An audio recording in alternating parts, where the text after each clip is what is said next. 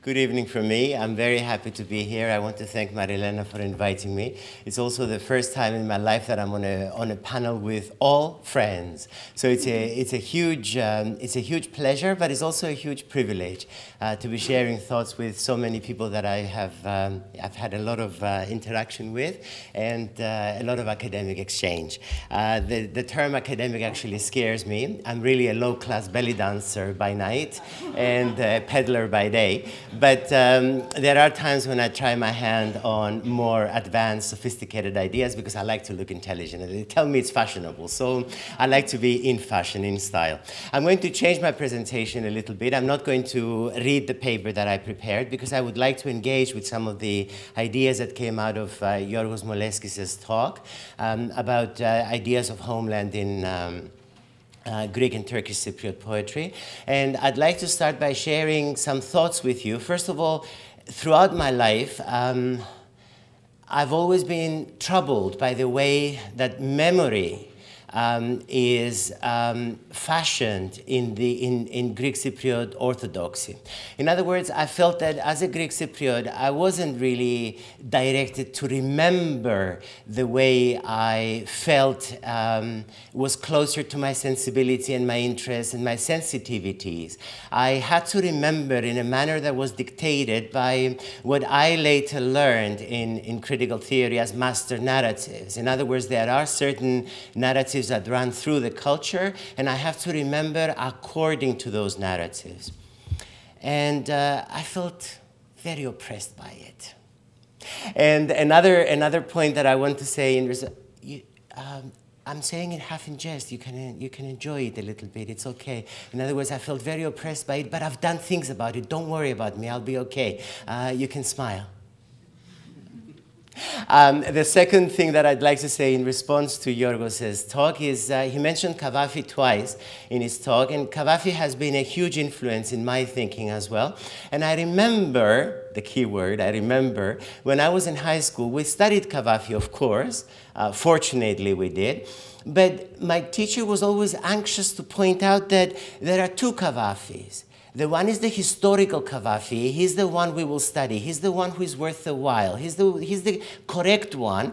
The other one is the erotic Kavafi. And that reference should be sufficient. No more could be said. And of course, I read Kavafi's erotic poems voraciously, and I learned them all by heart. And they taught me a great deal about love, about desire, about bodies, about touching, about how to desire, and at the same time enjoy and celebrate that desire, however surreptitiously. And when I think about that distinction between the two Kavafis, I'm always troubled by it, and I could even say that I'm almost hurt by it, which is, of course, a very personal kind of approach. And I'm almost hurt by it because years and years later, I was able to understand why. I was reading a critic called William Sperling. Sperling is great. He writes about sexuality and desire. And he says that pleasure, the quest for pleasure, the quest for erotic fulfillment has transformative possibilities. When I read that, it sort of resonated with me, and I thought, transformative possibilities. That's what I like to imagine, transformation. Diversity brings about transformation, of course, in ways that nothing else can.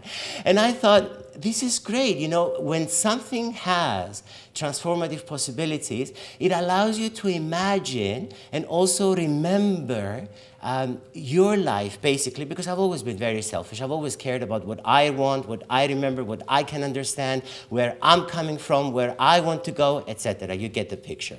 So I thought this can actually help me with the way I imagine, the way I want to remember my life.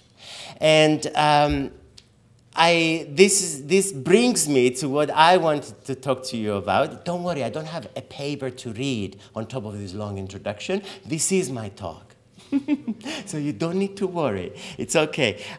So this brings me to my talk, which is entitled Cypriot Landscape, Memory, Culture, A Journey of Creative Intersections.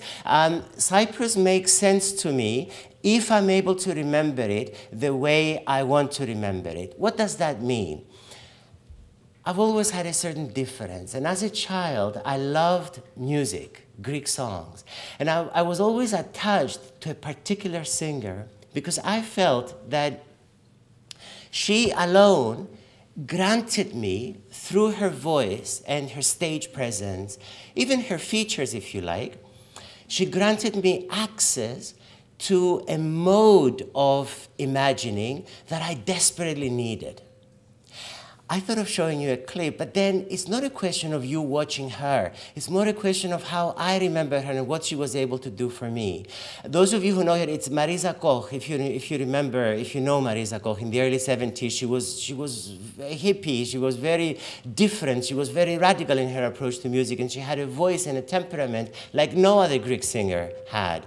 If you look at everybody, they were more or less, you know, compliant with the male domination of Greek music. But Marisa Koch was very different. She came forward with percussion instruments. She was singing in a rock style. She was singing traditional folkloric songs using rock renditions and so on. And for me, that was fascinating. And I thought, oh, this is so great. You know, this, it just allowed me to be and imagine. And I guess it comes with age, and as the hair in your ears grows longer and the hair in your nose comes down a little bit longer, you have to trim it more often than before, you begin to look for new modes of expression. And I want to do more creative stuff now, and so I want to write about my childhood memories, and I want to write about these creative intersections, how I remember my mother's house. It was very poor. The plaster on the walls, that was very uneven. It was adobe, plithari, and the plaster on the walls was uneven, and the electricity wires were running across the wall in straight angles, coming down to the plugs that were placed up here on this height.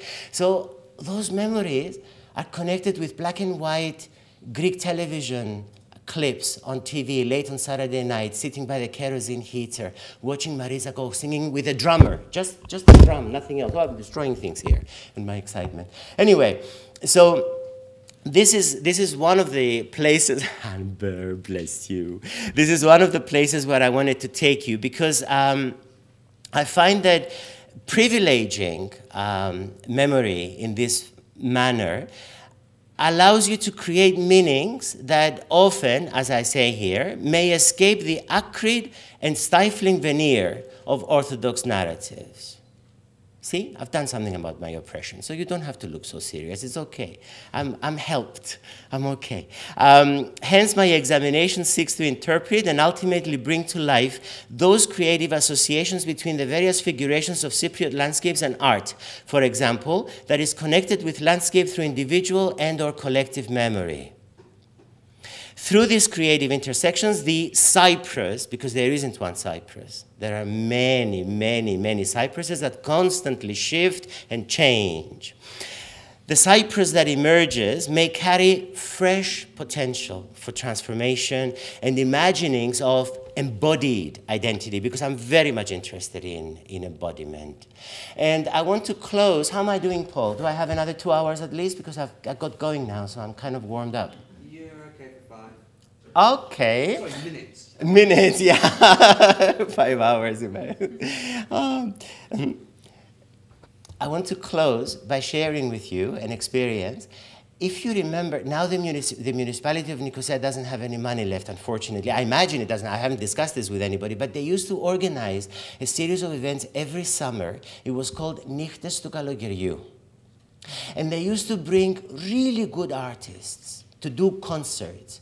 And the concerts were free, and they were happening at Agea Varvara in Kaimakli, they were happening at Phaneromeni Square in Phaneromeni, they were happening in various old squares across the city.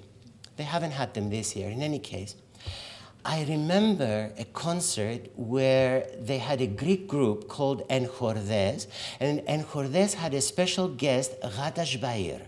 Ghada Shbair is a Lebanese singer. She's classically trained, and she has a fantastic voice, beautiful voice.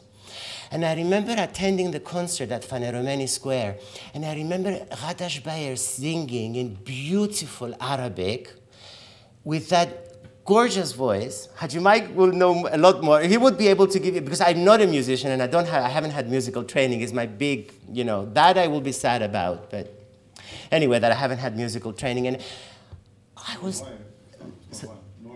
Yeah, sure, you made records, productions and so on. Anyway, and I was sitting there listening to Ghadash Bayer, and I thought, I'm in Nicosia, Phaneromeni Square, the sandstone walls that I've always known, and they are transformed through this beautiful, exquisite voice, this beautiful verse. We had some indication of what she was singing about.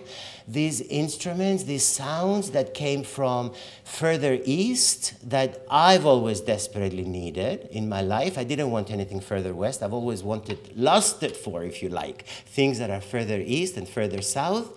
And the place was transformed. And since that performance of Ghadash Bayer in Phaneromeni Square in Nicosia 2 years ago, when I'm in Phaneromeni, that is one of the several, let's say, molecules of memory that come together when I am at Phaneromeni.